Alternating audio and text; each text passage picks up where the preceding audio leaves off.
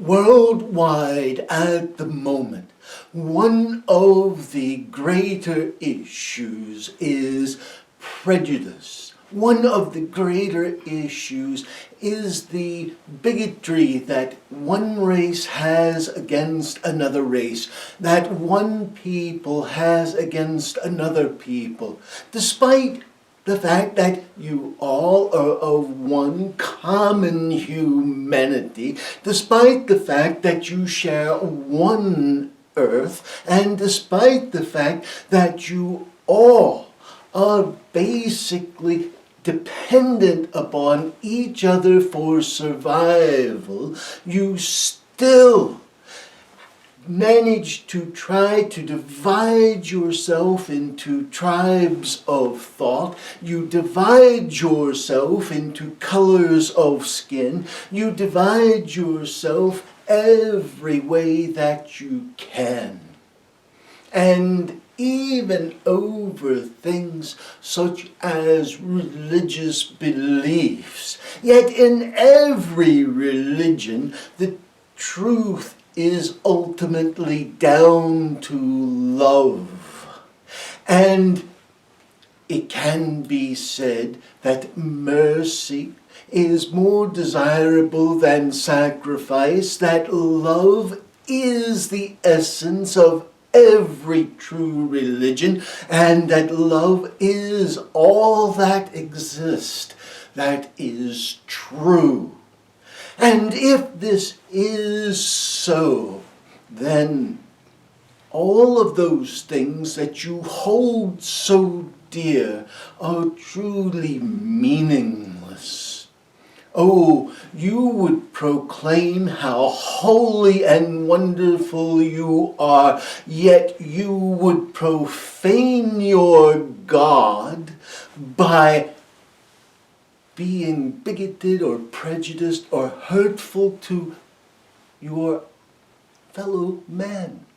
How is it that you can do this? You hold to the peripherals of your religions and faiths, and you miss the main part of your faith. You miss the main essence of what is real. Oh, you would hold to this ritual and that ritual. You would give precedence to this holy person or that holy person because of the way their beard looks, or the kind of hat they wear, or the special robe they have on. You think they are holy and special, but all that makes them holy or special you cannot see, but you can experience. For if a person is truly a holy person, what you feel from them is love. You feel the essence of love that moves through them, that flows through them, that emanates from them. And that is the essence also of the divine. So what good does it do you to keep this ritual or that ritual, or to refrain from this food or that food, if you are going to do this and then turn immediately and mistreat your fellow human being? How is it that you would claim yourself to be godly? Oh, it is often said that man is created in the image of God, that man is created in the image of the divine. But all too often, people want to think that God is created in the image of man.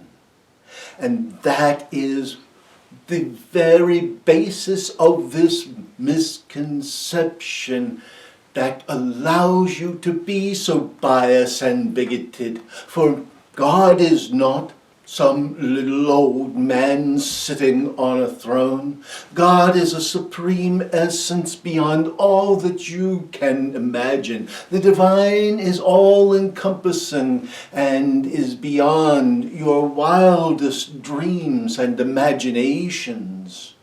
And if God is beyond your imaginings, then how can God even be remotely created in your image?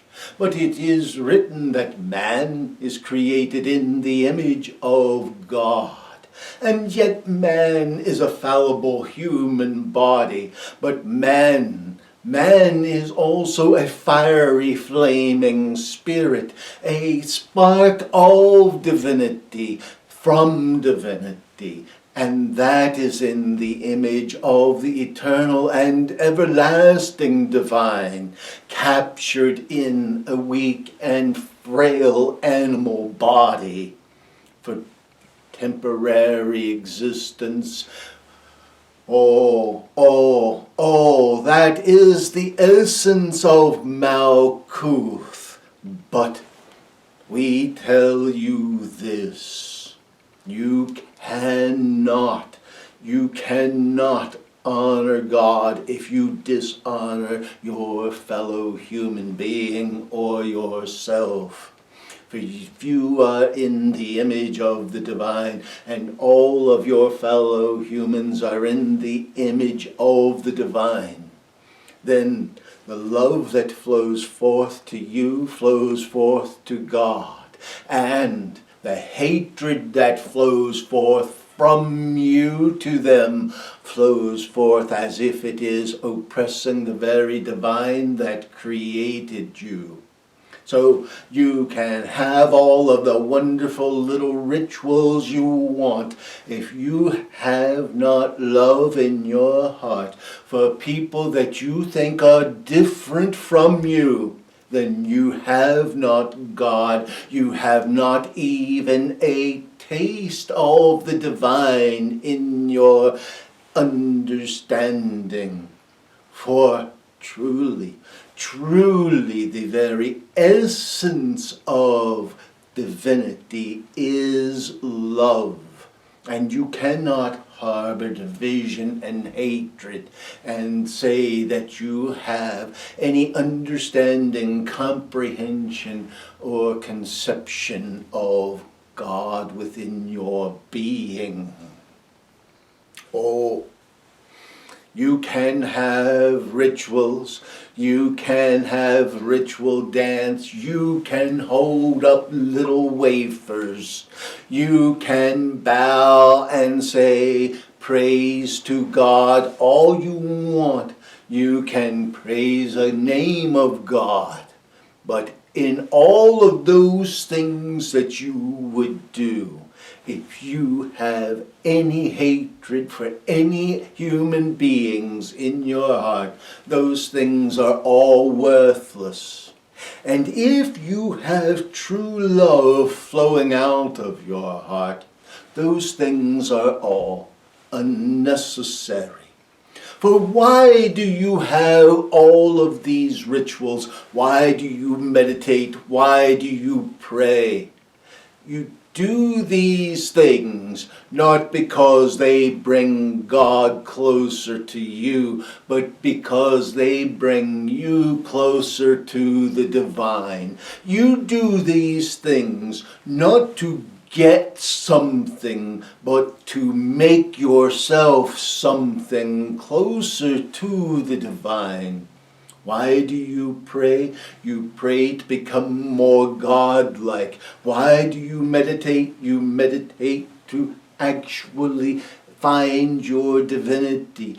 Why do you follow religious rituals? You follow these rituals so you have a chance to touch the compassion, the love that is within, and begin to generate it for all others. So these things are not things you do to bring God to you, to work magic, or to manipulate the divine. These are things you do to change yourself, to make yourself all that you should be, and to bring yourself closer to God. But if you are doing these things simply because you believe They'll take you to heaven or bring you to a special paradise or give you some kind of a reward or blessing. And you do these things, you are doing nothing more than what? Ritual magic without any thought to goodness. That is all it is. Pure and simple. And if that is all it is, just thinking of self, then you are missing the whole point. For you do these things not for the self.